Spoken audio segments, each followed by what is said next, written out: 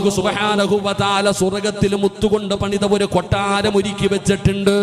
ആർക്കാ? ഖദീജയ്ക്ക് വേണ്ടി. എന്തിനാണ് ആ കൊട്ടാരം കൊടുക്കുന്നതെന്നറിയോ?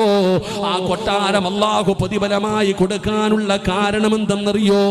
25 കൊല്ലം അല്ലാഹുവിന്റെ പ്രവാചകൻ എന്ന് പറയുന്ന ഭർത്താവിന്റെ കൂടെ ജീവിച്ചിട്ട് നബിതങ്ങളെക്കാൾ 15 വയസ്സ് കൂടുതലാണ്. അല്ലാഹുവേ, 25 വർഷത്തിന്റെ ഇടയിൽ ഒരിക്കൽ പോലും അല്ലാഹുവിന്റെ പ്രവാചകന്റെ മുമ്പിൽ ഖദീജ ശബ്ദമുയർത്തിയിട്ടില്ല. 25 വർഷത്തിന്റെ ഇടയിൽ കല്യാണം കഴിച്ച അന്നു മുതൽ മരിക്കുന്ന ദിവസം വരെ ഒരിക്കൽ പോലും അല്ലാഹുവിന്റെ റസൂലിന്റെ മുമ്പിൽ ഖദീജയുടെ ശബ്ദം ഉയർന്നിട്ടില്ല. ഒരിക്കൽ പോലും നബിതങ്ങളുടെ മുമ്പിൽ 15 വയസ്സ് കൂടുതലാണ്.